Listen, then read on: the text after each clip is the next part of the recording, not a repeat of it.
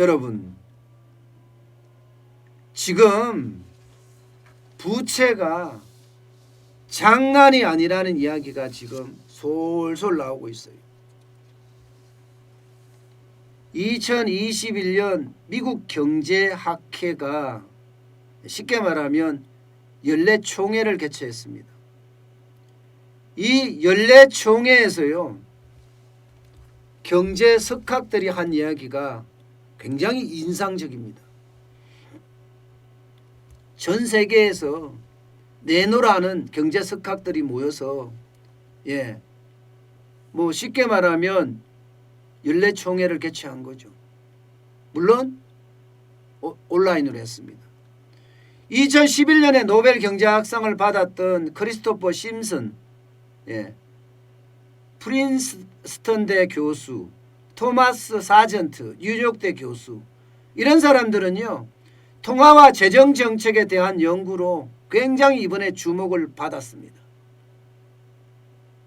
그런데 이들이 가장 우려했던 것은요, 바로 유동성 과잉이었어요. 쉽게 말하면 돈이 너무 많이 풀렸다, 이런 이야기입니다. 돈이 너무 많이 풀렸다. 게다가 부채가 너무 많다 하는 이야기도 계속 나오고 있습니다. 이 두 가지가 동시에 겹쳤어요. 돈이 너무 많이 풀렸다, 이 이야기에는요, 돈이 많이 너무 풀렸으면 돈의 가치가 떨어지겠구나. 미국만 하더라도 3조 5천억 달러가 풀렸으니까 돈의 가치가 떨어진다는 것은 인플레이션을 유발할 수도 있다, 이런 얘기가 되는 거고요. 반대로 부채가 엄청 너무 많아졌다, 이 말은요, 거꾸로 부채가 많으면 돈을 덜 쓰게 되거든요. 이거는 인플레이션하고 완전히 반대인 디플레이션에 대한 우려, 이런 이야기가 동시에 나온 거예요. 동시에 나온 겁니다. 그러니 미국의 어떤 전문가들은 올해 2.5%에 가까운 인플레이션이 일어날 거다, 이미 이렇게 짐작을 하고, 미국 시장은 분명히 인플레이션 조짐이 있다, 2.5%까지 있다, 이렇게 예상을 했어요. 일반적으로 물가는 2%까지가 기준 물가라고 이야기해요. 2% 정도만 올라가주면 경제가 원활히 잘 돌아간다고 이야기를 합니다. 근데 2.5%라는 것은 그만큼의 인플레이션이 껴있다, 이렇게 이야기하거든요. 반면에 아니야, 디플레이션도 많아. 디플레이션도. 왜? 부채가 너무 많기 때문이야. 부채가 너무 많기 때문에. 대한민국만 하더라도 부채가, 가계부채 같은 경우는 장난이 아니라는 거예요. 3분기까지 보면 1682조 1000억 원입니다. 이 부채 때문에 여러분 눌릴 거라는 거예요. 짓눌릴 거라는 거예요. 어디 그뿐입니까?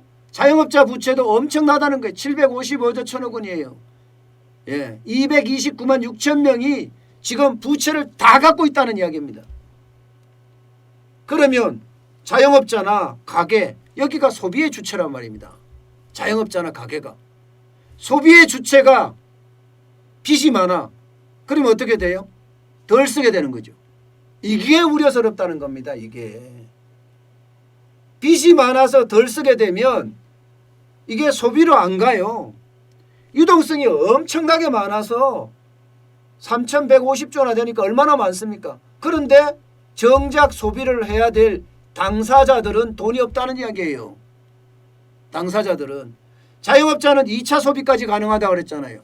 장사를 하면서 1차 소비를 하고, 그 돈을 벌어서 집에 갖다 줌으로써 2차 소비를 한다고. 게다가 소득이, 이들의 많은 어떤 소비가 엄청나게 많이 일어나야 되는데 소득이 줄어들어요. 소득이. 갚아야 될 빚은 많고, 그러면 어떻게 돼요? 그야말로 완전히 소비에 어떤 충격이 올 수도 있다는 겁니다. 바로 이 전미 학회에서도 이런 류의 이야기들이 많이 나왔다는 겁니다. 게다가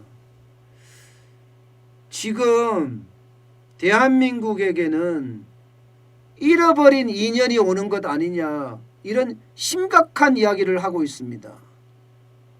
부채 때문에 말입니다. 부채 때문에. 자영업자 부채가 많고 가게가 부채가 많으면 소비를 그만큼 하지 않고 소비를 그만큼 하지 않으면 소비자 물가가 올라가지 못한다. 아까 미국은 인플레이션이 된다고 했는데 한국은 인플레이션이 되기가 힘들다는 이야기예요. 결국은 저물가가 된다는 얘기. 저물가? 그 다음에 뭐예요? 저물가가 되면 기업이 생산을 그만큼 덜 합니다.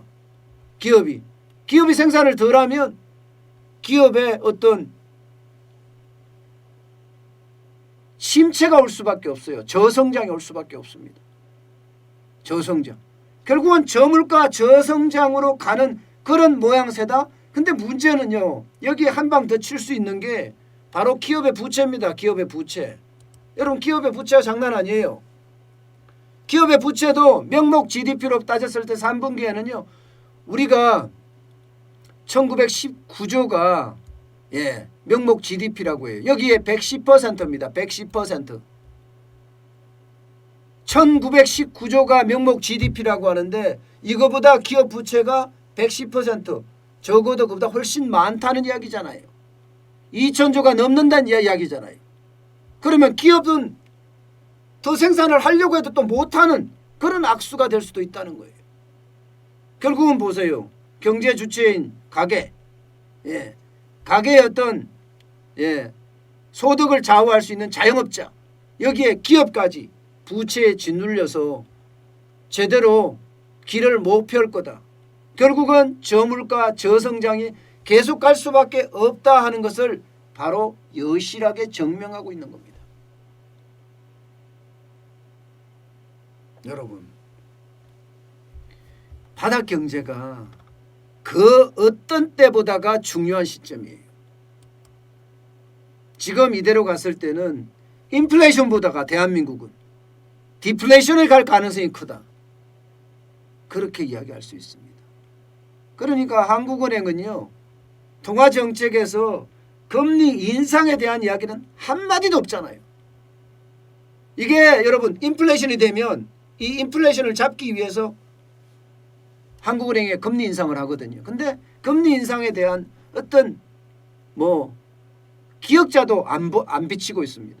기억자도. 결국은 한국은행이 봤을 때는 대한민국이 저물가 저성장의 어떤 골에 빠졌다. 지금 이렇게 본다는 겁니다.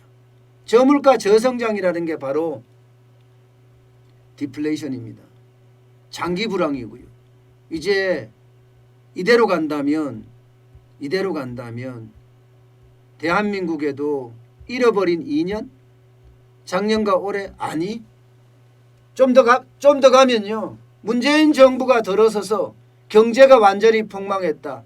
잃어버린 5년이 될 수도 있다는 사실입니다. 그만큼 우리 경제에는요. 지금 하나씩 치명타가 몰려오고 있다. 저는 그렇게 해석하고 있습니다. 여러분 분명한 것은요. 실물입니다. 실물 경제가 어떻게 효과를 내는지가 우리 경제를 앞으로 재단할 수 있는 바로 가늠자라고 생각하시면 될 것 같습니다.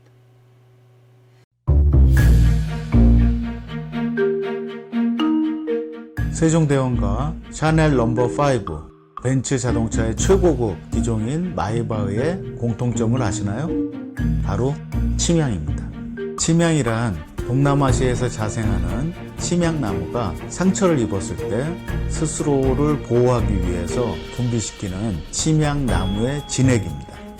진침향은 태국산 침향과 러시아산 녹용, 그리고 국산 홍삼, 백봉령, 산수유, 당귀, 숙지향, 꿀로 이루어진 침향환으로 만성 피로나 또 스트레스, 기력이 저하된 직장인분들, 또 수험생들, 연세 드신 어르신분들이 드시면 좋은 환입니다. 진침향 여러분들께 자신있게 권해드립니다.